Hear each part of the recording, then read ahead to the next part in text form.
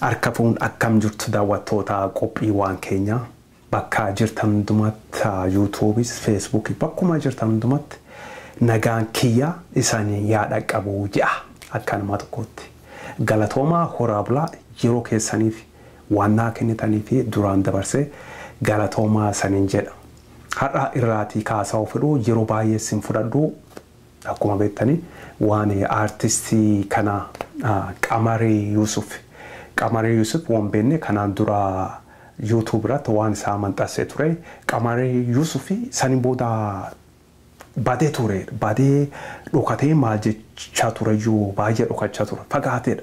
Amma garuu maal jedhee yeroo tokko Bineensa jedhee sirbee toyyuu waan beekne namichi Bineensa jedhee ka sirbe kunu kana Keemeer Yousufidha. Yeroo waan haasa'amaa ture namooti baay'een kan Oromoo miidhee ijjeessee goobana daacee wajjin. Milikiin bara kophaa Oromoo hin fannisnee hin qallee hin ijjeenye. Eenyuun goobana daacee wajjin ka hojjate miliikii kophaa fi waan tokko hin goone. Kana beekaa saniin jedha qabu namooti hin beekne. Kana beekuu isaan feessa akkuma ammaa TPLF nama Oromiyaa keessa TPLF agartuudha. Nama ergatanii jiran namoota akka eenyu goobana daacee amma waan baay'ee gara TPLF fagoos keessa seenee haasa'uun fiduu kaasa'uurraa ka fiduu artistii TPLF eenyuun Keemeer Yousuf jechuu isarraatti haasa'uu fidhaa. Keemeer Yousuf akkuma duraan jedhee badee ture fagaatee ture amma garuu sirba tokko namatti narraa hatee jedhee karaa Facebook arguun dhabdanii web saayitii tokko irratti maxxansaniidha. Piikcharii isaa waliin sirba tokko otoo gabiin baasanii rikoordii ta'ee ture namni ta'ee narraa hatee yagan maxxansanii jedha. Garuu ani nagar Facebook irratti YouTube irras ilaalee ture internet irra searchii Google godhe maqaa sirba saniitiin walaanu injiruudha saba sana soofaa hagammaatti maxxanfamne an dhageenye sirba sun. Anyways sirba sanii namirraa hatee I don't care ani ka jechuu fedhu waan isaarraati maal jechuu fedha. Artistiin kuni Bineensa jedhee ka sirbee miliikii lubbuun kan jiru. Bineensa ka jedhee sirbee har'a abbaa tsaayiin ka Oromootti dhaadatanii Oromoo ka fannisan ka Ambootti akkuma beektan ijjeessan lafirraati qotee bulaa naannoo Shaggarirraati ganamaa galgala ka rakkisan kama lafirraati fudhatan. Kanaaf jedhee sirba tokko TPLF Bineensa jedhee viidiyoo tokko arguun dhabdanii maxxansee ture. Maaliif hin baasne jechaa ture. Artistiin kuni artistii TPLF kuni akka beektan fedha. Keemeer Yousuf jechuun artistii TPLF afaan Oromoo waan dubbateef namichi tokko Oromoo bira dhaabbataa Oromoo jaalataa jechuun moti.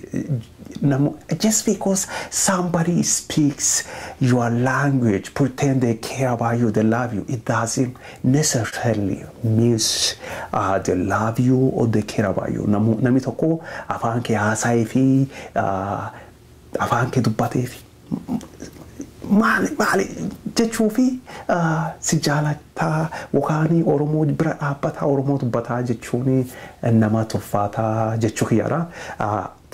Artistii TPLF Keemeer Yousuf maaliif jettaa unaan jettanii Keemeer Yousuf obbo eenyuun lubbuun hin jiran obbo Melees Zeenaawii lubbuun jiru suni Keemeer mala dha'ee akkuma qorqee biyyatti isaatti galcheedha. Yeroo inni jiru suni obbo Melees Zeenaawii lubbuun amma hin jiranii waan isaaf kiyyaamuti point I want to make my point.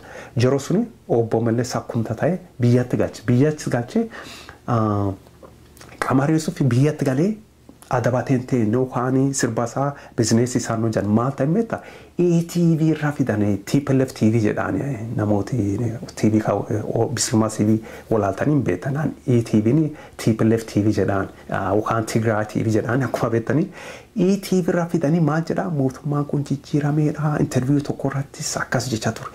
Miidiyaan kun mootummaan kun jijjiirameedha mootummaa gaarii miidiyaa irratti bahee jedhe. Kanaaf ani maal jedhaani kanaaf miidiyaa TPLF irratti gad bahee waan gaarii haasaatu waan TPLF mootummaa gaarii jechaa ture TPLF hin jedhan lakkisaan kanaaf TPLF artistii kanaaf jechuun danda'ee saniin jedha utuu artistiin kun Keemeer Yousuf kun utuu biyyatti galee callisee hojii isaa hojjatee maal jedhee galee baay'ee jiru isaa jiraate waan isaa hin kaasu TPLF artistiinis hin jiru. Garuu inni miidiyaa TPLF irraa dhufee miidiyaan kun mootummaan kun mootummaa gaarii interview irraa maal irratti affeeranii dhiyaatee yeroo dubbatee ture. Kanaaf artisti TPLF kanaan jiran kan hojii isaatti malee ani lafumirraa ka'ee nama tokkoon akka TPLF akkasii amin jiru. Wooti jira wooti jiru malee lafumirraa ka'ee namni namaanii waan jedhu jechuu kiyyaadha. Kanaaf artistiin TPLF kun TPLF artistii kun Keemeer Yousuf artist Keemeer Yousuf TPLF artist kana maali isaan jedha sirba haaraa baases hin bitinaa isaniin jedhu.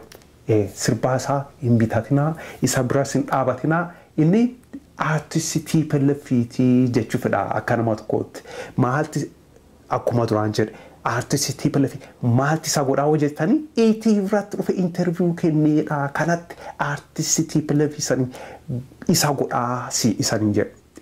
Sirba isaatis hin bitatinaa boorkaatti godhaa isaniin jedhu.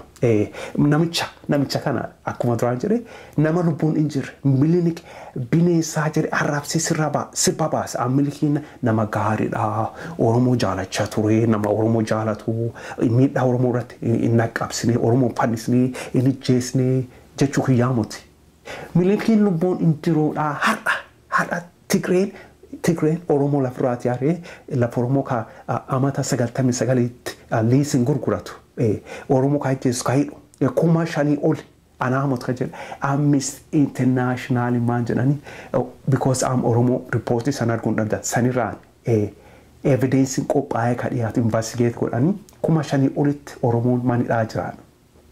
Artistiin kun TPLF bineensaa jedhee uumaxxase baase maal ta'a?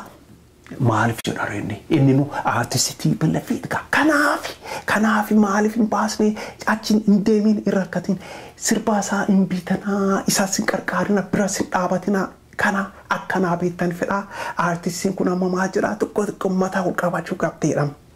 Ani immoo asitti YouTube irratti maayikiroofoonii kiyyaan qaba akka fedhe waan isaa artistii TPLF jechuun mirga guutuu qaba. Isaan jedha yeroo keessa immoo waan naa kennitanii fi galatoomaa isin jedha ka dubbachuu ture waan artistii Keemeer Yousuf TPLF artistiin sirba tokko maarkeetii oduu gadi dhiisanii namatti narraa ta'ee akkasii jedhee social media irratti womanxasuu jala qabeedha. Kanaaf anis deebii kennuufi yaada gaate ati artistii ilaali.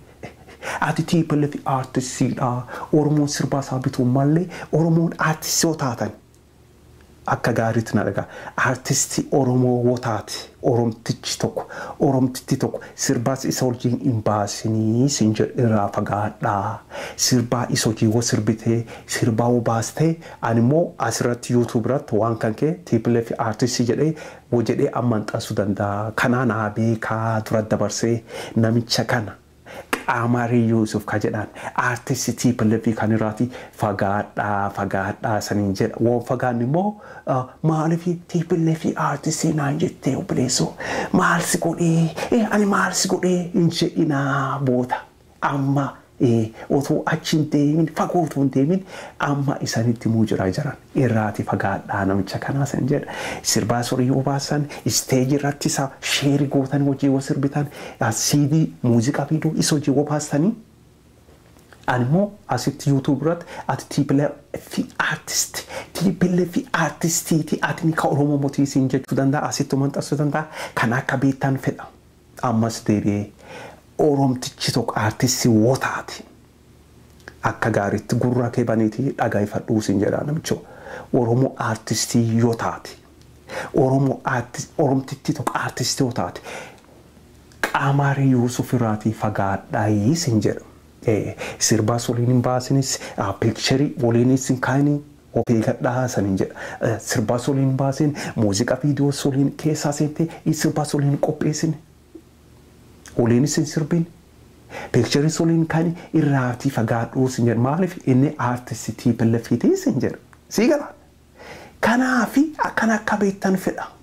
Ani immoo asitti manxasuu nama danda'u kanaafi rakkinni kana nama danda'ee qabu. Danda'ee guddaadha bara kun waan xiqqishoo seesate anasittu akka fedhe waan abbaa fedhee maxxasuu danda'a.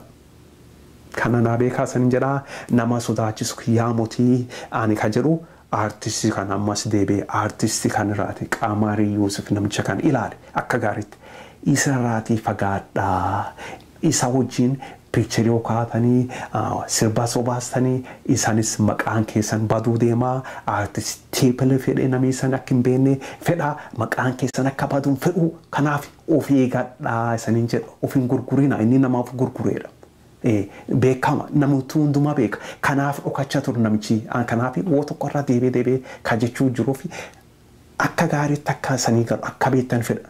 Keemeer Yousuf wajjin sirbaan kaayinaa picturesin kaayinaa irraa fagaadhaa voice wajjin sirba baasanii maalittanii muuziqaa viidiyoo baasanii immoo anasitti YouTube irratti TPLF artist group isan maxxansee immoo akka hinaarree namooti isan jibbuu deemanii kanaaf of eegadhaa gorsaadha kun gorsaadha. Qophii waan Keenyaa kaadhaa kana fakkaataa yeroo keessan immoo waan naa kennitaniif galatoomaa isiniin jedhaa nagaatti.